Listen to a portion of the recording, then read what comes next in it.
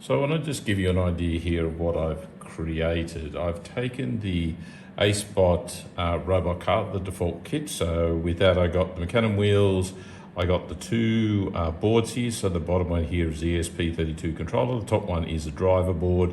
The driver board provides the capability to run the motors plus a lot of the sensors. You also get the batteries, and obviously I get some LEDs, I get a buzzer, and a few other bits and pieces, and an ultrasonic connector which is underneath here.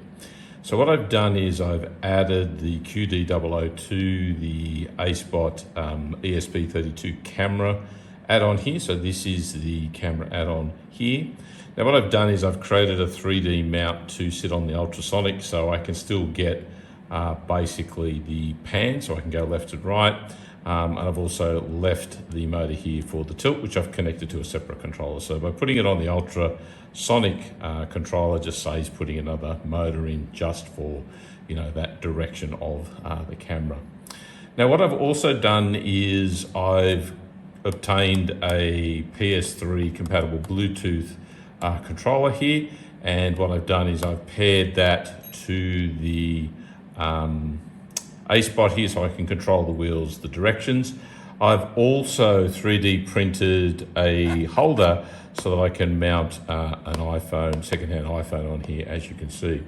Now, the reason for that is that the Camera ESP32 here, I've installed a web server on, and that'll be able to stream the video live from the camera to the iPhone here. Once I go to the appropriate IP address, I'll be able to see that. So I've got sort of like a drone car capabilities here.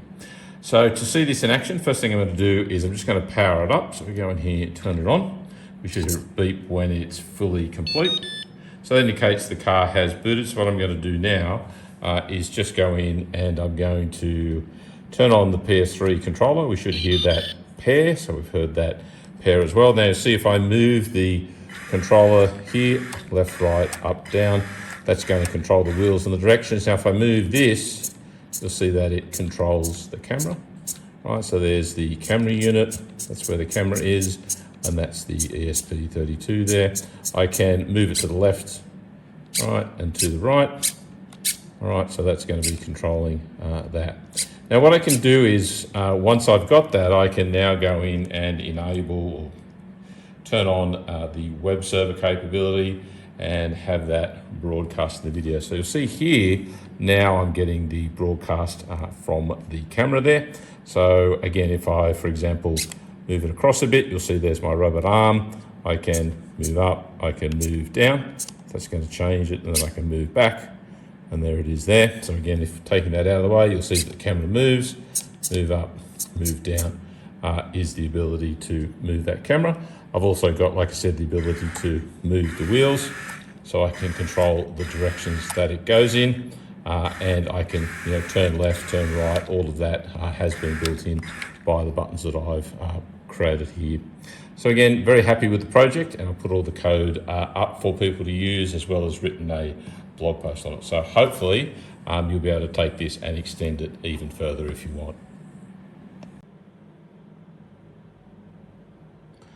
Okay, I wanted to show you the completion of the robot car with the PS3 controller.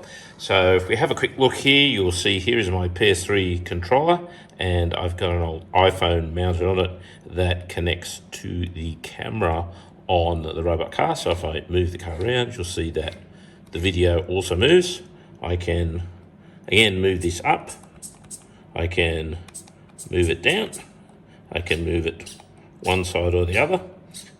Right, so all of that works. Now if I can control the direction of the robot this way, forwards, backwards, and so on, and get it to turn. So let's go and do that just to show you the actual movement. So if I go forward here, you'll see that if I turn all the way around, I can shuffle to one direction, shuffle to the other direction, again, all using just the controller here. And once again, the video, the camera on the top of the car allows me to see all this, and we can, again, adjust that if needed. So again, all the details will be in the blog post for this, got it all working, all the codes available. So again, hopefully you'll be able to replicate or at least will shortcut the same project if you are creating one.